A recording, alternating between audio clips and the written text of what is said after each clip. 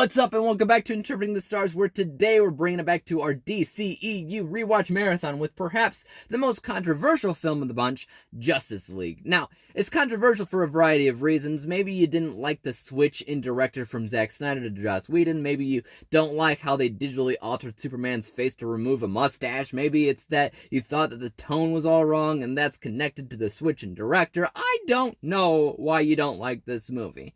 I will tell you that when I saw it for the first time, this was my favorite movie of the bunch. I have actually already reviewed this movie on my channel before, and as a complete coincidence, my end score is exactly the same as it was a few years ago, even though I scored it different in different subcategories this time. But math is as math does, and we'll see that end score in a second, but trust me, my love for this movie isn't fungacious. Let's get cracking. This review is brought to you by the word of the day, fugacious, tending to disappear, aka fleeting, aka my prom date an hour before prom.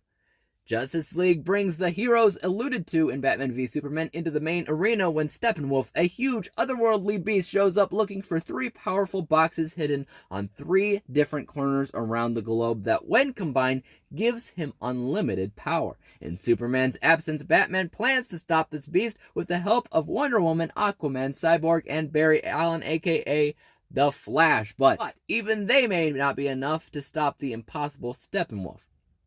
I like this movie. I always have, even though I've only ever seen it once or twice before. I'll let you know why I liked it originally and what changed at this point. Originally, I liked it because I thought the tone was all wrong in the series up to this point, and they finally got it right, and that was partially due to Joss Whedon, who I honestly trust when it comes down to lightening up the mood in any scenario, because his specialty is sometimes juggling serious matters with awkward humor in a really charming way. And there are definitely moments in the film that you can tell that Joss Whedon wrote it. You can feel his soul seeping in through some of the dialogue. I've always loved the uplifting atmosphere of the film, as it finally feels like a superhero film, while the others felt more like an example of what might happen in real life if these types of characters showed up. Which is also a really interesting take on it, but it's not the reason that I watch superhero movies, and whatever this is why I watch superhero movies. I'd even go as far to say this doesn't sacrifice the real-world ideas or concept the other films introduced. Instead, I always saw the increase of uplifting mood as a natural progression of the universe up to this point. You can only have so much darkness and brooding, right? Right? What about this stuff that has changed? I can't say much has changed on my rescore, but overall, I've enjoyed the previous films a lot more than I ever have before. So that goes into consideration when watching this again, because I no longer feel like the tone was all wrong in the previous films anymore. But again, that does not mean that this film sacrifices what those films set out. I think it all works pretty seamlessly. But sure, let's talk about the CGI mouth for a second. A lot of people like to talk about it, so I'm offering my 2 cents. Again, I probably talked about it in my original review too. Here's the point. I have to look for it to see it. I never even saw it the first time that I watched the movie, and I only saw it this time because I was looking for it, and I knew exactly what I was looking for, too. But in order to see it, I had to disregard what people were saying in the movie, I had to disregard the things that were happening in the background, and I had to use all of my attention on Henry Cavill's mouth. And maybe that's why I missed it the first time around, because if you're watching the stinking movie as a movie, you won't notice anything. Just get absorbed in the story. The problems with his mouth are so infinitesimal, I'm surprised that I'm even still talking about it. I honestly thought that the work that they did there was extremely good. I couldn't do it, could you? You want to talk about the real issue surrounding this movie? It's not found in the direction. I think the direction saved it. It's not in the CGI mouth. It's not in any of that. It's in the story. The story feels a bit too much like Avengers for my taste. You got a god coming down to Earth, really interested in a powerful glowing cube,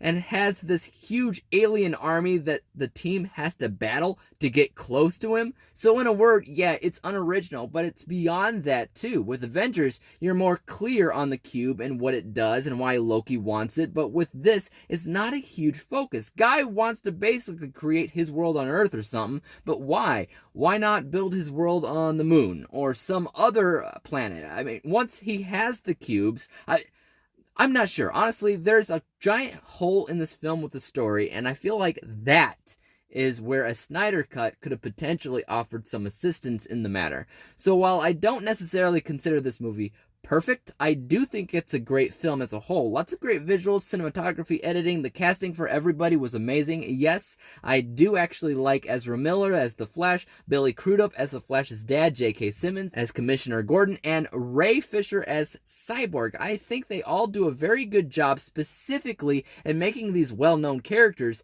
their own, especially the Flash because of the CW show, which tells a very similar Flash story, but has completely opposite personalities for Barry Allen. And this socially awkward kid that Ezra Miller is playing is hilarious and specifically the perfect character to lighten the mood in this film. And I'm not entirely sure how he would have fit as well in a darker Snyder Cut, honestly. Let's take a look at that final score. From a biased perspective, like I said, it does quite a bit right. Yes, it has some issues in the writing category. It doesn't feel super original, and the bad guys don't have a huge motive behind their actions, so my unbiased score is only 84%. But honestly, I had a blast with this movie every time that I see it, so my bias score is 98%, averaging everything out to a final score of 91%.